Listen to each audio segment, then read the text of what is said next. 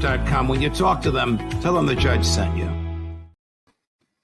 Colonel Macgregor, welcome here, my dear friend. Welcome back to the show. Over the weekend, General Zaluzhny, the commanding military officer in Ukraine, for whom I think you and others have indicated there is general respect in the military community, told The Economist magazine that the military conflagration in Ukraine between Russia and Ukraine is at a stalemate, and President Zelensky erupted and sent one of his aides to condemn the general's statement.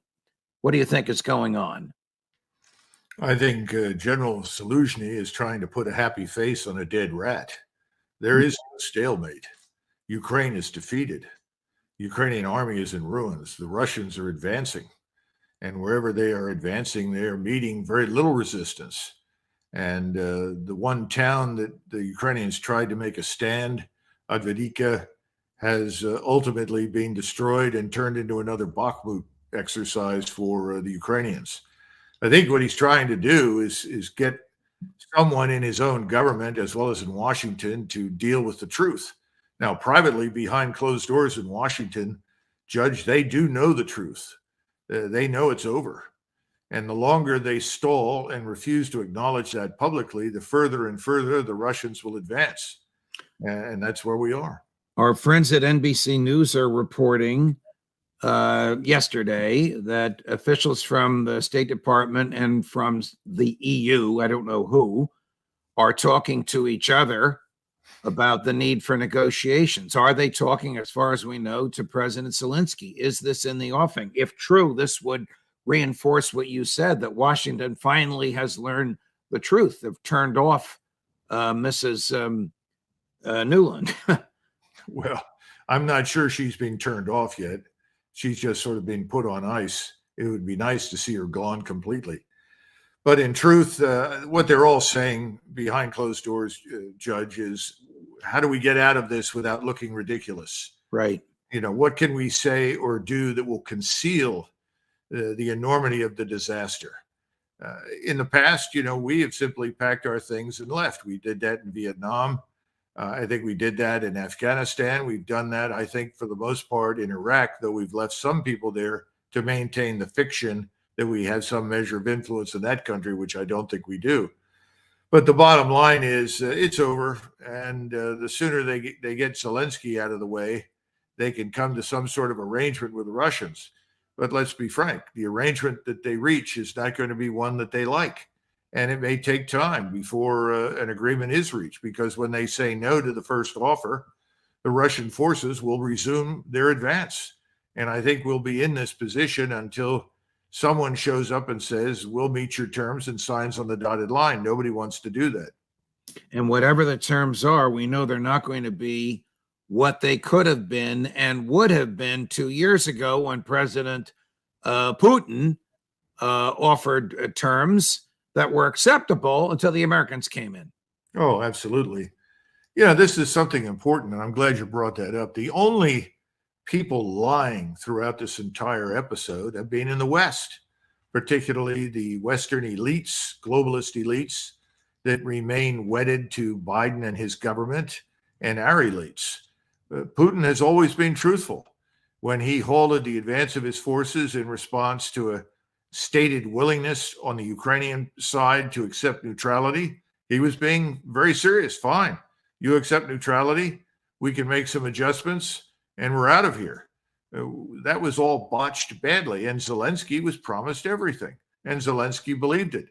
He's going to end up, like everybody else that's ever cooperated with us over time, out of a job and maybe lose his life in the process. Last subject matter on Russia. RT, Russia Today, reports that former Russian president and now deputy national security advisor, I think is his title, or deputy chair of the National Security Council, Dmitry Medvedev, is saying that the Russians need to worry about the Poles, the Polish government. If true, I was surprised to hear him say that. The new Polish government should be more friendly to them than the one that is in office now. Do you know anything about this? Well, I know my friends in Poland tell me that this new government will probably not last more than 6 to 12 months, if that. I think we're going to see governments turn over all across Europe until finally governments are in place that are both rational and capable of dealing with the enormous problems that face all these countries. So I think his statement about the Poles is not entirely groundless, but I think he's exaggerating. But then again, Medvedev is somebody that is almost periodically released from the kennel to go out and bark and frighten people, after which he shuts up and is put back in the kennel. Right. When he was president, he got a bad reputation because he was seen as too friendly to us, as too willing to cooperate with us. And ever since, he's been trying to make up for that disaster. I mean, this is the guy who once said the Russian troops, if we unleash them, will go to Poland's western border, which would mean run over all of Poland. Yeah, well, that was always nonsense. But right. Again, Putin's in charge. Right. Medvedev. Right. And Medvedev makes Putin sound not only rational, but tame by comparison. Okay. Absolutely. Yeah. Okay.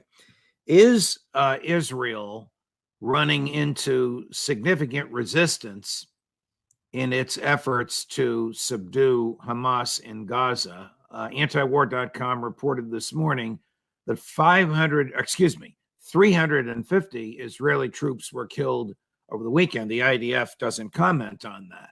If antiwar.com numbers are accurate, is that a significant number to be concerned about? Well, first of all, I don't know what the real numbers are for either side, and expecting the truth at this stage is unrealistic. We're going to be told whatever the various sides want us to believe. Is that a realistic appraisal? I'd say it probably is. And keep in mind that the Israelis are just as concerned about casualties in their ranks as the Russians are about casualties in their own. The Russians have been moving very deliberately, very slowly and advancing, and that's true for the Israelis as well. But the Israelis have gained ground. Now, how do you gain ground in this environment? Well, it's scorched earth. You annihilate everything in front of you and essentially flatten large areas. That's happening. And when you do this, then you try to move in and establish a permanent presence, which I think is what the Israelis are trying to do. But it's a long time coming. Remember, this is about the size of Manhattan, maybe a little smaller, and the rubbled buildings make it that much tougher. And of course, you have the tunnel networks. Hopefully, I think the Israelis take the position that hopefully they are depriving the tunnels of oxygen, killing people inside them by collapsing them. But again, it's a tough position because they're also trying to rescue what they say are now 248 hostages. With each passing day, it seems less and less likely that they will survive. It seems a little out of character to me that their thrust seems to be on massive destruction of infrastructure as opposed to surgical efforts to rescue the hostages, for which the IDF has had some fantastic, remember Entebbe, some fantastic historical success. Does Benjamin Netanyahu really want to rescue the hostages, or does he want to fight a war that's going to take 5 years so he can stay in office for 5 more years? Well, I think he would like to rescue the hostages. The problem is that in contrast to something like Entebbe, where you had an airplane that was holding hostages that could be attacked by special operators that practiced for months to do it. This is not that kind of environment. This is the worst of all imaginable environments. And inevitably, unless you want to lose large numbers of your own soldiers by sending them room to room, building to building, crawling through the tunnels, you're probably going to do exactly what Mr. Netanyahu wants to do. And remember, his interest is in annihilating Hamas, and anyone who is near it is viewed as a co-combatant or co-belligerent. In other words, you said surgical. There's nothing surgical in a real war. This is, for the Israelis, for the first time, I would argue, since 1973, a real war. There's no nonsense here. If you go into the building, I'm not going to send 10 soldiers in to find you. I'm going to level the building and move to the next structure. We did that, by the way, in Fallujah. to a large extent, and even more so in Mosul. Soldiers are not surgeons. And those Israeli soldiers, whether they're in tanks or armored fighting vehicles or dismounted, are not saying, oh, look over to the left. Well, that's obviously not a combatant. That person can't possibly be part of Hamas. But more to the right, those have got to be Hamas fighters. You don't say that.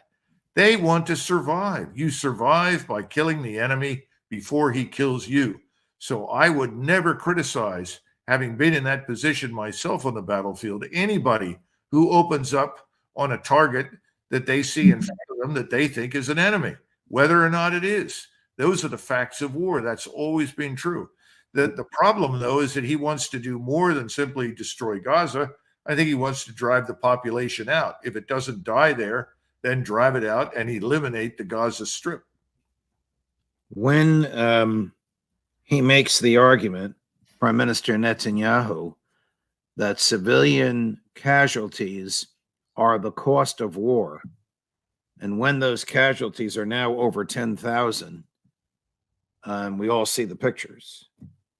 Is his argument accepted by Western governments and even Arab governments?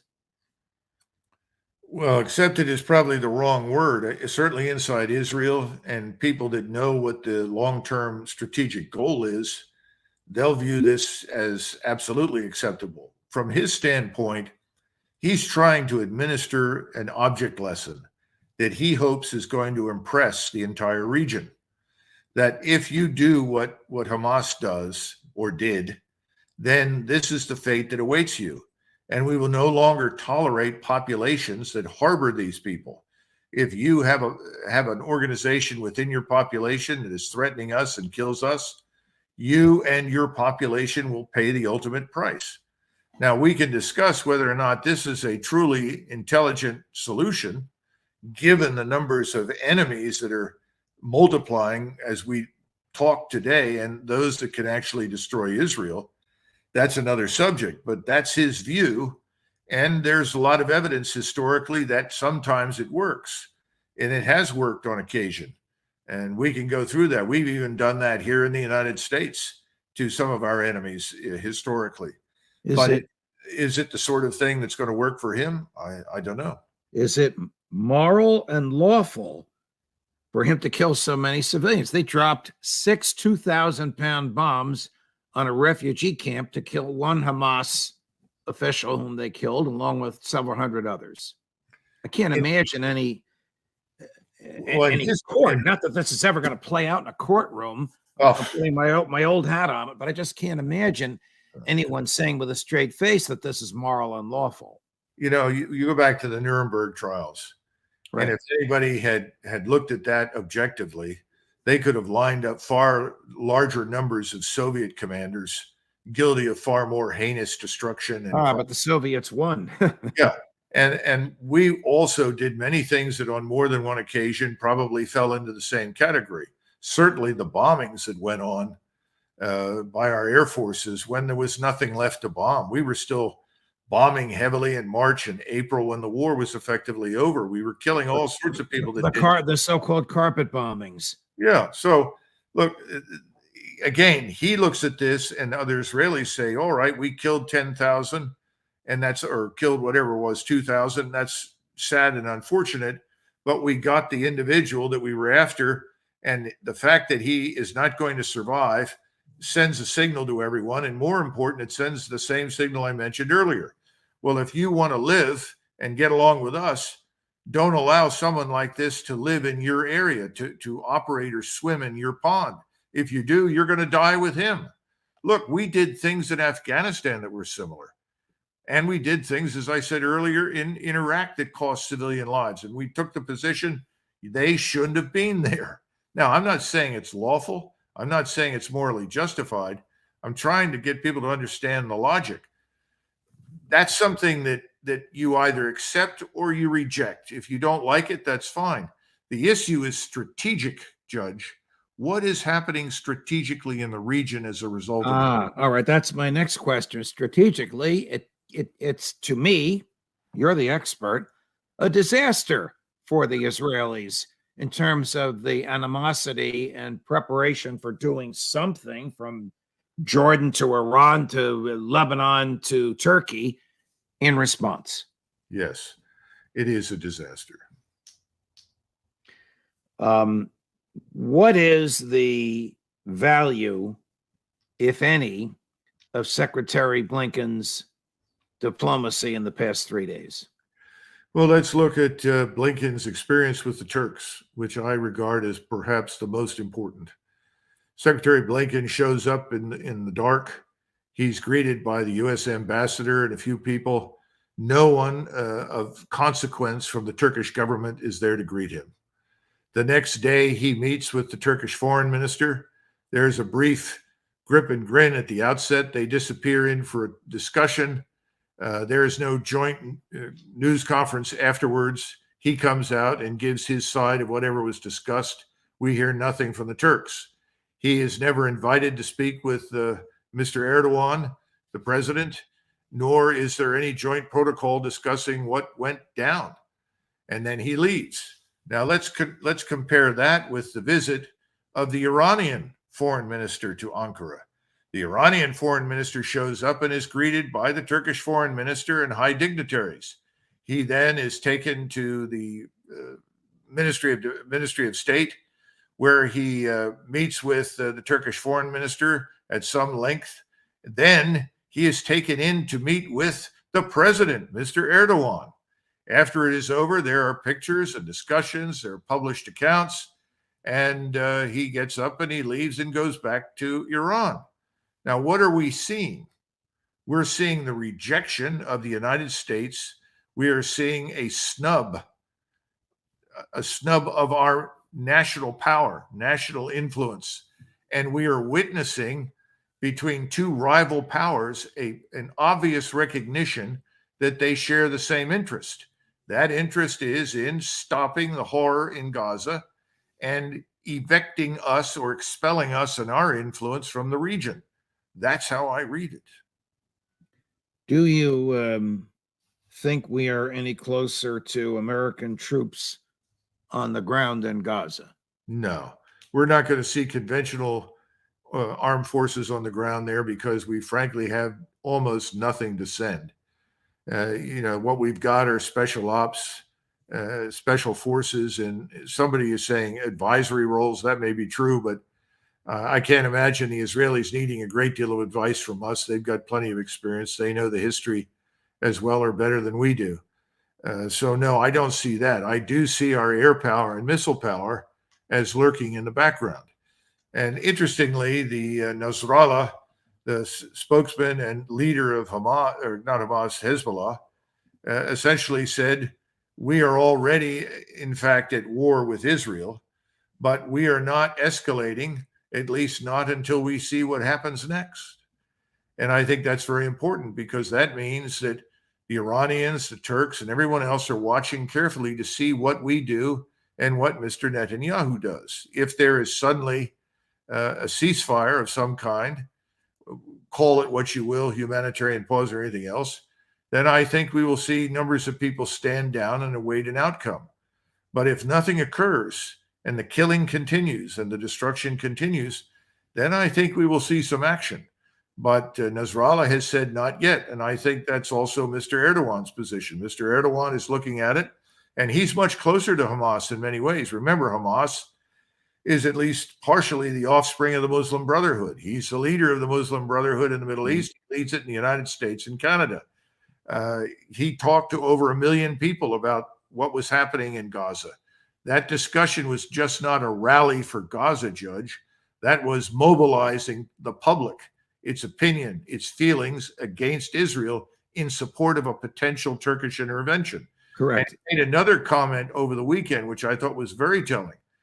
He actually said, Turkish soldiers will eventually fight in Gaza. Well, now, you know what side they're going to be on. Well, I think we know that, but just keep in mind, inside the Beltway, people are dismissing it. Oh, he's a blowhard. He's not serious. He wouldn't do that. He doesn't want to jeopardize his position in NATO. Well, NATO is about as meaningless as any document I can think of off the top of my head to Mr. How respected, how compelling is the Turkish military? The Turkish military is excellent. It's well trained. Now, some people will say, well, they think we're better trained. I hear that all the time, but I don't necessarily buy the argument.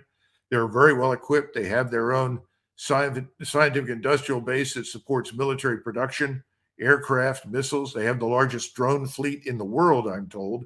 These are unmanned aerial vehicles. They have a very substantial Navy. They have the same submarines built in Germany in the Dolphin class that the Israelis have.